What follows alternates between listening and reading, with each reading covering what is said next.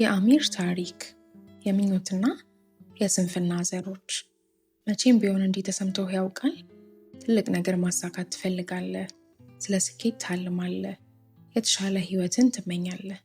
ነገር ግን የተግባር ጊዜ ሲመጣ ታቅማማለህ። ነገ ጀምራለሁ ትላለህ። ትልቅ ምኞት ኖሮ ነገር ግን ሰነፍ ከሆንክ ይህ ታሪክ ላንተ ነው። ምናልባትም ስለ ህይወት ያለህን አመለካከት ለዘላለም ሊቀይረው ይችላል። ከዕለታት አንድ ቀን በአረንጓዴ መስኮችና ረጃጅም ዛፎች በተከበበች አንዲት ትንሽ መንደር ውስጥ አሚር የተባለ ወጣት ይኖር ነበር። አሚር የ25 ዓመት ወጣት ነበር። ጠንካራ፣ ጤናማና በህልም የተሞላ።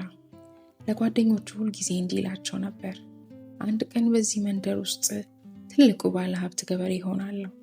ማሳዬ በሰብል አብሸብርቆ እንደ ወርቅ ያበራል። ሰዎች ምክር ፍለጋ ወደ እኔ ይመጣሉ። በሁሉም ዘንድ እከበራለሁ። የመንደሩ ሰው ሁሉ የአሚርን ምኞት ያደንቅ ነበር። ነገር ግን አንድ ችግር ነበረ። አሚር ሰነፍ ነበር። ፀሐይ ስትወጣ ሌሎች ገበሬዎች ወደ ማሳቸው ይሄዳሉ። አሚር ግን አልጋው ላይ ይቆያል። የመንደሩ ወንዶች በሞቃት ፀሐይ ስር ሲሰሩ፣ አሚር በጥላ ስር ተቀምጦ ስለ ህልሙ ያወራል። ሴቶች ከጉድጓድ ውሃ ሲቀዱ፣ አሚር በኋላ አደርገዋለሁ ይላል። ሁልጊዜ ትልልቅ እቅዶች አሉት፣ ግን ተግባር የለም። ስኬት በምናቡ መሳል ይወዳል፣ ነገር ግን ለስኬት የሚያስፈልገውን ከባድ ስራ ይጠላል። አንድ ቀን ምሽት የአሚር አጎት አረጋዊና ጥበበኛ ገበሬ ነበሩ። ሊጠይቁት መጡ። አጎቱ የአሚርን ባዶ ማሳ ተመለከቱ። መሬቱ ለም ነበር፣ ግን ምንም ነገር አልበቀለበትም። አጎቱም አሚር፣ ልጄ ለምንድነው መሬትህ ባዶ የሆነው? ስለ ወርቃማ ሰብሎች ታወራለህ፣ እኔ ግን የማየው ደረቅ አፈር ብቻ ነው አሉት። አሚርም እየሳቀ፣ አጎቴ አትጨነቅ፣ ነገ ጀምራለሁ። የእኔ ማሳ ከሁሉ የተሻለ ይሆናል። ዝም ብለህ ጠብቅና አላቸው። ሽማግሌውም ተከዙ። ይህን ነገ የሚል ቃል ደጋግሞ ሰምተውታል።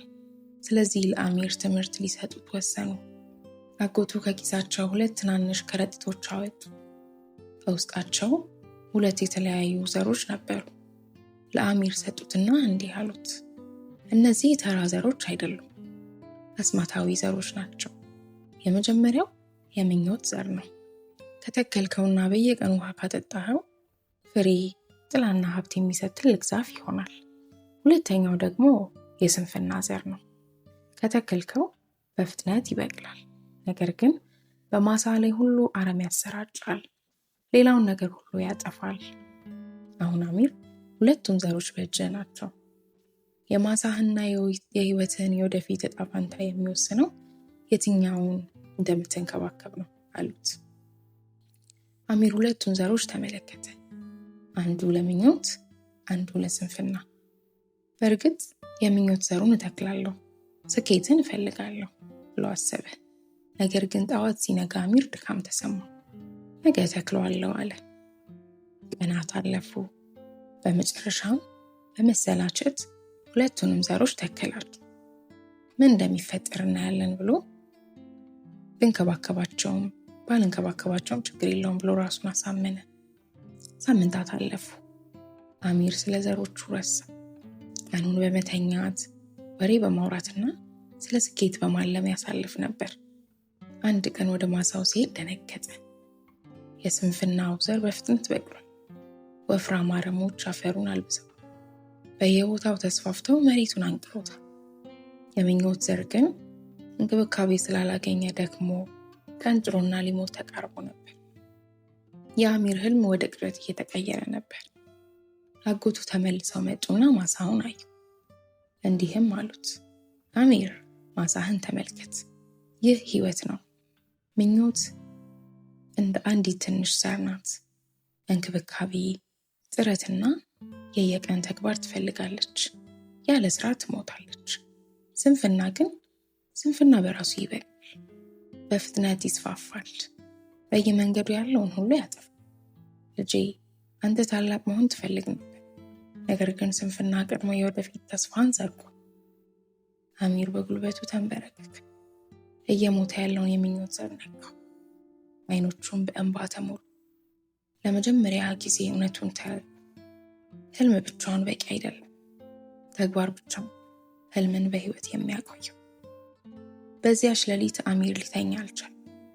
ስለባከነ ጊዜው፣ ስለማይፈጸሙ ቃላቶቹና ስለታለፉ እድሎቹ አሰበ። ለራሱም እንዲህ ብሎ አንሸባሸከ። አሁን ካልተለወጥኩ ስንፍና ለዘላለም ይቆጣጠረኛል። በማግስቱ ፀሐይ ከመውጣቷ በፊት አሚር ነቃ። አረሙን በገዛ እጁ መንቀል ጀመረ። ከባድ ነበር። ጀርባውን አመመው፣ እጆቹ ደግሞ። እሱ ግን ቀጠለ። የምኞት ዘሩን ውሃ አጠጣው። በየቀኑ ተንከባከበው። ቀስ በቀስ ዘሩ አድጎ ጠንካራ ተክል ሆነ። ከዓመታት በኋላ ፍሬ፣ ጥላና ሀብት የሚሰጥ ታላቅ ዛፍ ሆነ። አሚርም ተለወጠ። ከእንግዲህ ሰነፍ አልነበር። በመንደሩ ስንፍናውን ተዋግቶ ያሸነፈ ገበሬ ተብሎ ታወቀ። ውድ አድማጮቻችን፣ የአሚር ታሪክ ስለ ግብርና ብቻ አይደለም፣ ስለ ህይወት ነው። እያንዳንዳችን በውስጣችን 2 ዘሮች ይዘናል። አንዱ ምኞት ነው፣ አንዱ ደግሞ ስንፍና። ምኞት የሚያድገው በየቀኑ በጥረታችን፣ በዲሲፕሊንና በተግባር ስንመግበው ብቻ ነው። ስንፍና በራሱ ይበቃል፣ ነገር ግን ህልማችንን ያጠፋል። ስለዚህ ምኞት ኖሮን ሰነፍ ከሆንን የአሚርን ማሳ እናስታውስ። እስከ ነገ አንጠብቅ፣ ዛሬ እንጀምር።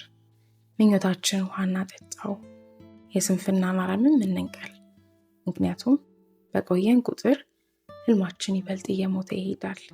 ታዲያ አድማጮቻችን፣ ይህን መሰል አስተማሪ፣ ደስ የሚሉ ማራኪ የሆኑ ታሪኮች እንዲደርሷችሁ ከፈለጋችሁ አካውንታችንን ሰብስክራይብ በማድረግ ተባበሩ። ቀጣይ ታሪኩ እንዲቀጥል ከፈለጋችሁ በኮሜንት ሴክሽን አሳውቁን። እናመሰግናለን።